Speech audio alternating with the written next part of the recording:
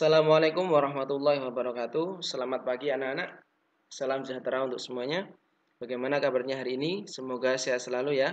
Baik, pada pertemuan kali ini saya akan menyampaikan materi kelas 10 di semester genap, yakni teks negosiasi. Fokus materi kali ini adalah struktur teks negosiasi. Masih bersama saya Pak Lutfi, yang insya Allah akan selalu mendampingi kalian dalam pembelajaran bahasa Indonesia. Namun, sebelum lanjut nonton videonya, silahkan subscribe dulu ya, agar selalu mendapatkan video terbaru dari channel ini, khususnya dalam pembelajaran bahasa Indonesia. Terima kasih. Baik, kita masuk pada pembahasan struktur teks negosiasi. Apa saja sih struktur teks negosiasi? Ada yang tahu? Yuk simak penjelasan berikut. Struktur teks negosiasi ada 5. Penjelasannya sebagai berikut. Struktur teks negosiasi kelas 10, yang pertama yaitu orientasi. Yang kedua pengajuan dan pemenuhan. Yang ketiga penawaran. Yang keempat persetujuan dan pembelian. Yang kelima penutup. Ada 5 ya. Baik, kita lanjutkan. Struktur yang pertama yaitu orientasi. Apa sih orientasi itu? Ya, orientasi adalah pemaparan pendahuluan dari pihak ke-1 dan pihak kedua untuk mempelajari paparan masing-masing sehingga permasalahan menjadi jelas. Ya, jadi orientasi ini isinya adalah sebuah paparan. Ya, paparan pendahuluan dari pihak ke-1 dan kedua untuk mempelajari paparan masing-masing sehingga permasalahan menjadi jelas. Ya, jadi antara pihak 1 dan pihak kedua saling menyampaikan paparannya ya untuk mengawali, atau bahasa mudahnya di sini ada awal perbincangan antara kedua belah pihak dapat disebut pula dengan pengenalan. Ya, jadi seperti ketika kalian bertemu seorang kemudian kalian mengawali untuk percakapan itu. Nah, itu disebut orientasi. Nah, contohnya ini antara penjual dan pembeli ya. Penjual, selamat pagi Bu. Pembeli, selamat pagi. Penjual, mau beli apa Bu? Nah, ini bagian dari orientasi. Isinya bisa berupa salam, sapa, kabar, dan awalan yang lainnya. Bisa salam dulu, kemudian saling sapa, atau tanya kabar, atau langsung menanyakan apa yang diinginkan. Nah, ini menjadi awalan orientasi. Diingat-ingat ya, yang pertama orientasi. Intinya di orientasi itu pengenalan. Bisa berupa salam, sapa, kabar, dan awalan yang lainnya. Sampai sini jelas ya? Baik, kita lanjutkan. Struktur yang kedua yaitu pengajuan dan pemenuhan. Ya, ini menjadi satu pasangan ya. Ada pengajuan, ada pemenuhan. Maknanya, konsep kedua belah pihak untuk dijadikan bahan pertimbangan menuju tahap-tahap selanjutnya. Nah, ini setelah perkenalan tadi, lewat orientasi, kemudian ada proses yang namanya pengajuan. Nah, di sini antara kedua belah pihak ya saling memberikan bahan pertimbangan ya menuju tahap-tahap selanjutnya. Jadi setelah perkenalan ada sebuah hal yang mengawali untuk masuk di proses interaksinya, interaksi perihal negosiasi. Atau bahasa mudahnya untuk pengajuan, ini pengutaran keinginan masing-masing. Jadi antara penjual dan pembeli memiliki informasi yang berbeda atau keinginan yang berbeda. Makanya di sini masuk dalam pengajuan. Kemudian untuk pemenuhan, kesanggupan dalam memenuhi keinginan. Ya, jadi ini pasangannya ya, ada pengajuan, ada pemenuhan. Nah, langsung saja kita lihat contohnya untuk lebih mudah untuk memahami. Contoh pengajuan. Pembeli, ada tas yang terbuat dari pernak-pernik pantai, yang terbuat dari kerang semacam batik warna-warni. Penjual, iya ada di sebelah sana, yang besar atau yang kecil. Nah, ini termasuk pengajuan. Jadi, keinginan dari pembeli, nah di sini masuk dalam struktur pengajuan. Apa yang dicari? Ya, barang yang dicari itu apa? Ada buah jeruk yang rasanya manis, Bu. Atau cari sepatu yang warna kuning yang tahan lama. Nah, ini proses pengajuan atau pengutaraan keinginan dari pihak satu dan pihak kedua yang diawali dari pembeli atau pihak kedua. Kemudian contoh yang pemenuhan pembeli yang sedang saja yang terbuat dari pernak-pernik lebih halus ada. Penjual ada bu, warna apa bu? Pembeli warna kuning atau kelabu bu.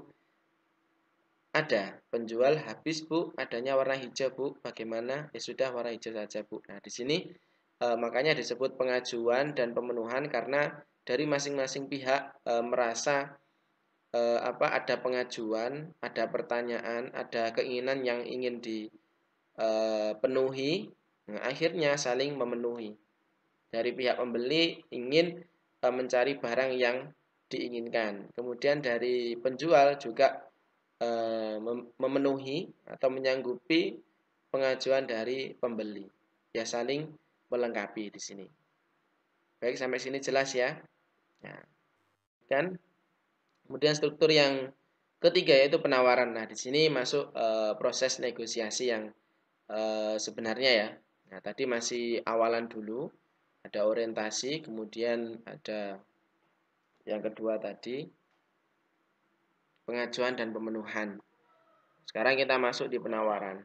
Penawaran artinya alternatif-alternatif solusi yang harus dipertimbangkan dengan memperhitungkan segala kemungkinan yang terjadi dengan risiko kecil. Nah, di sini ketika barang itu sudah ditemukan, barang yang ingin dibeli sudah ditemukan. Nah, di sini masuk ada penawaran, yaitu solusi-solusi yang dipertimbangkan, diperhitungkan untuk segala kemungkinannya yang terjadi dengan risiko kecil.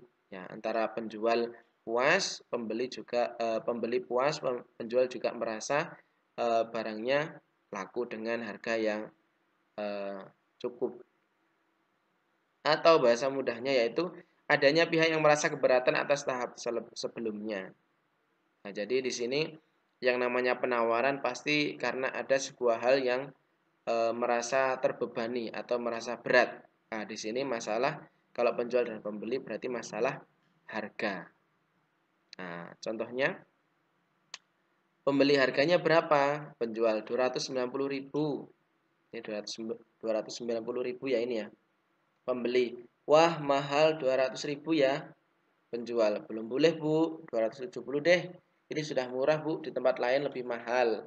Pembeli tidak mau, kalau boleh 240 bu. Penjual belum boleh bu, naik sedikit bu. Ya di sini antara pembeli dan penjual saling mengutarakan penawaran. Ya tentunya ya yang harus diperhatikan dalam menawar sebuah barang atau apapun ya harus disertai dengan alasan yang logis yang sesuai dengan kenyataannya. Kalau menawar buah, kenapa kok bisa turun harganya? Mungkin sudah lama atau rasanya sudah enggak manis atau yang lainnya. Kalau mau beli baju atau pakaian dilihat jahitannya atau yang lainnya. Intinya ketika memberikan sebuah penawaran harus ada alasan yang logis, yang masuk akal. Nah, itu lebih meyakinkan untuk harganya nanti bisa turun. Ya.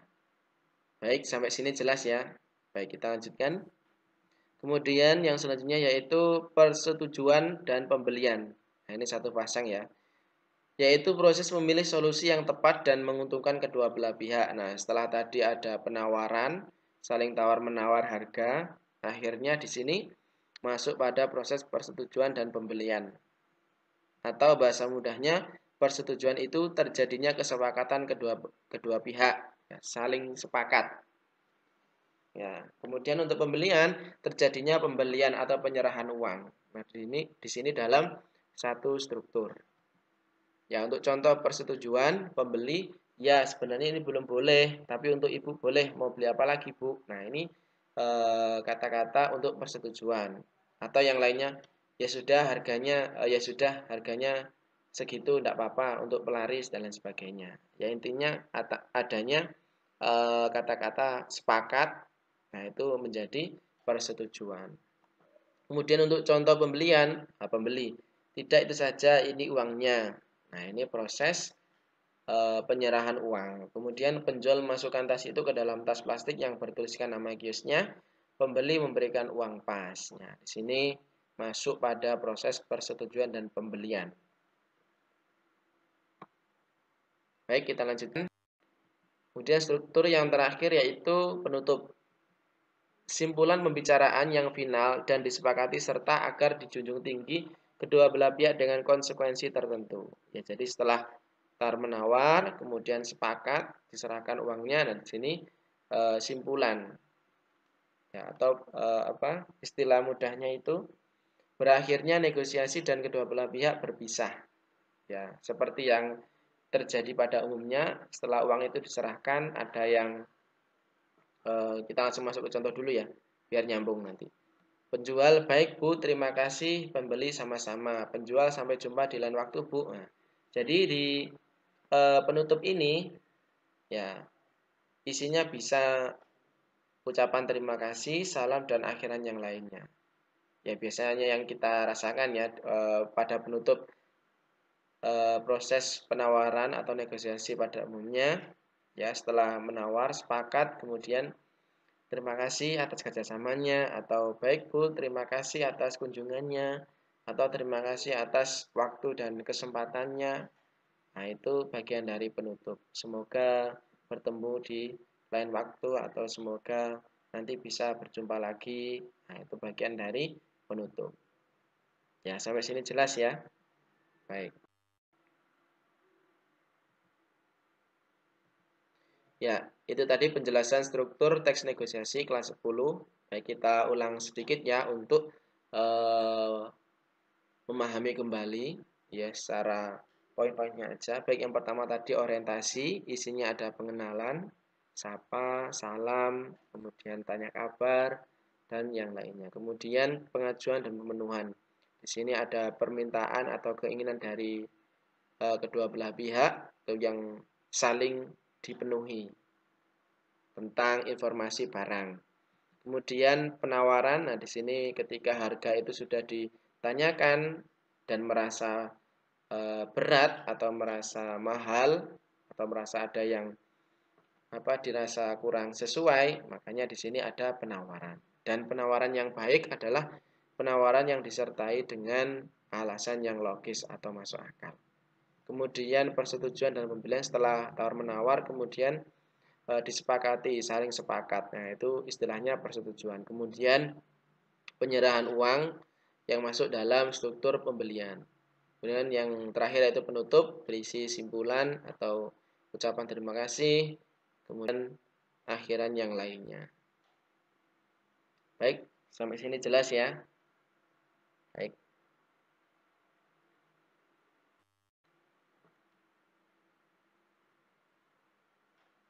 Baik, penjelasan tentang struktur teks negosiasi sudah saya sampaikan, sudah paham ya? Jika belum, silakan dipahami kembali dengan baca materi ini atau membaca dari sumber yang lain. Baik, terima kasih sudah menyimak materi hari ini. Mohon maaf jika ada kekurangan. Semoga apa yang saya sampaikan bermanfaat dan kalian senantiasa diberikan kemudahan dalam memahami ilmu. Amin. Sekian, wassalamualaikum warahmatullahi wabarakatuh.